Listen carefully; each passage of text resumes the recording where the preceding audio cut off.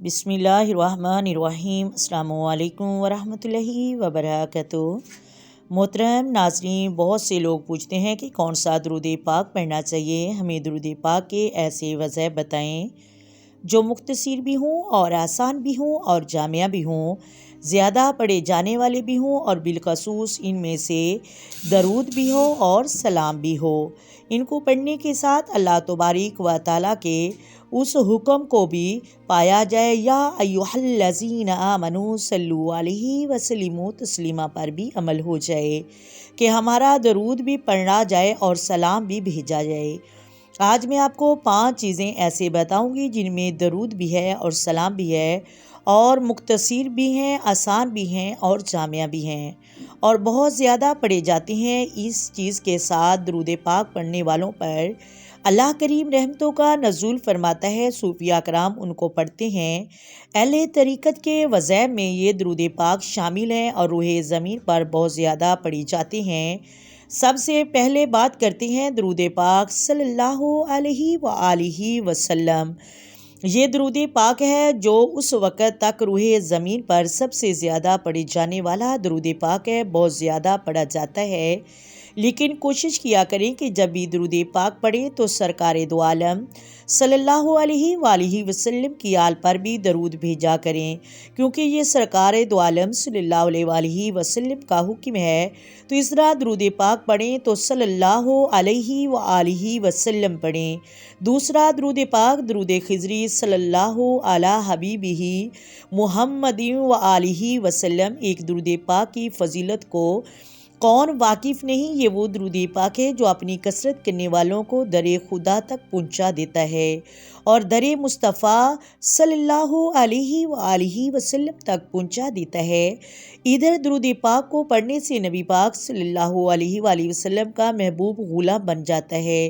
دین و دنیا میں اسے کسی قسم کی کوئی کمی نہیں رہتی۔ حضور نبی پاک کی محبت میں اضافہ ہوتا ہے اور پھر وہ شخص حاضری مدینے کا شرف بھی حاصل کرتا ہے جو سنہری جالیوں کے سامنے، جو سبز گنبد کے سامنے دست بستہ درود پاک پڑھنے کی سعادت حاصل کرنا چاہتا ہو تو اس درود پاک کو کثرت سے پڑھیں۔ تیسرا درود پاک یہ بھی درود بھی ہے اور سلام بھی، اور یہ درود پاک بہت ہی بہترین درود پاک ہے، اور حدیث طیبہ سے بھی یہ ثابت ہے۔ اور درود پاک یہ ہے اللہم صلی علی محمد نبی جی امی جی و آلہ وسلم۔ یہ درود پاک کی اتنی فضیلت ہے کہ یہ درود پاک مقام ولادت تک پہنچا دیتا ہے، مقام ولادت میں داخل کر دیتا ہے۔ ایک بزرگ حضرت عبداللہ رحمۃ اللہ علیہ درود پاک کی بہت ہی کثرت کیا کرتے تھے۔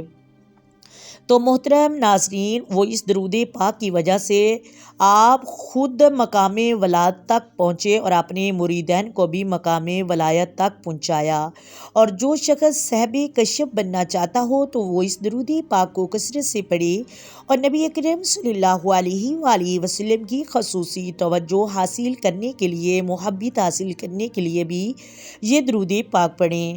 اور اب ہم چلتے ہیں چوتھے درود پاک کی طرف۔ یہ عاشقان رسول کا پسندیدہ درود پاک ہے اور روز اول سے نبی اکرم صلی اللہ علیہ وآلہ وسلم کے غلاموں کا پسندیدہ درود پاک ہے۔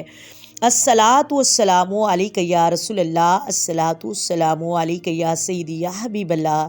یہ بہترین درود پاک ہے، اور اس درود پاک کی خاص بات یہ ہے جو اس درود پاک کو کثرت سے پڑھتا ہے پھر اس کی توجہ خود بخود بننا شروع ہو جاتی ہے۔